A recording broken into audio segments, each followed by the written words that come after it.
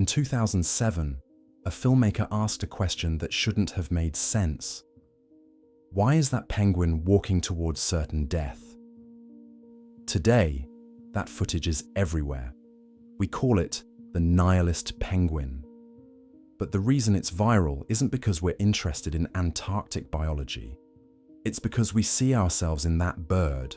We live in the most connected era in history, yet millions of us feel an inexplicable urge to simply walk inland, to turn our backs on the noise, the colony, and the expectations of a world that no longer makes sense.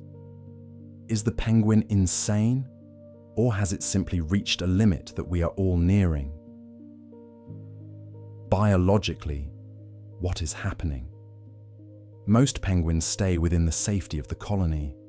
They feed, they mate, they survive. But occasionally, an Adélie penguin experiences what scientists call maladaptive disorientation.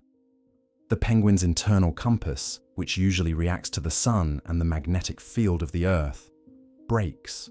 It stops seeing the ocean as its source of life. Instead, it feels a pull toward the mountains. Scientists have tried to catch these penguins and bring them back to the water. But as soon as they are released, they turn around and head back toward the ice.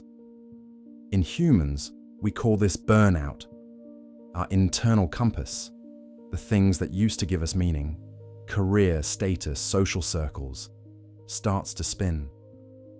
The things that are supposed to feed us, social media, consumerism, start to feel like starvation. Friedrich Nietzsche once said, "If you gaze long enough into an abyss, the abyss will gaze back into you." The internet calls this penguin a nihilist, but that's a misunderstanding. A nihilist believes in nothing. But the penguin is going somewhere. It is seeking something that the colony cannot provide: silence.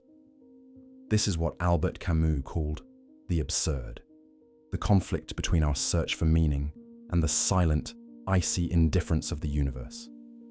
The penguin is the ultimate absurd hero.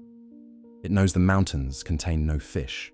It knows the inland is a desert of ice. And yet, it walks. Why? Because sometimes staying in a colony that demands you be normal is more painful than walking into the unknown. We live in a human colony.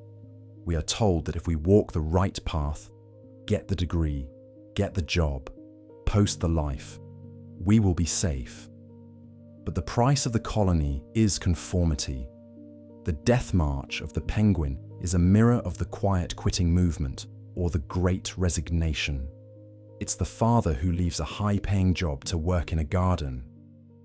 It's the student who leaves a prestigious university because their soul is dying. Society looks at these people and says, "You're heading the wrong way. You'll starve."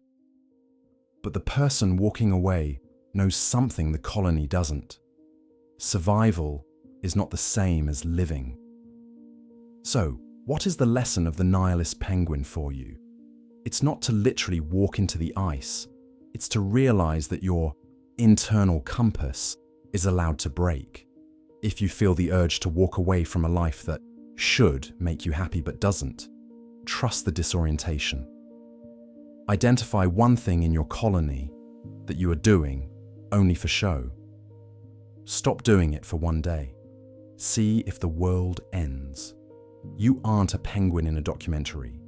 You are a human being in the door between two breaths. One breath is the world's expectation. The next breath is your own truth.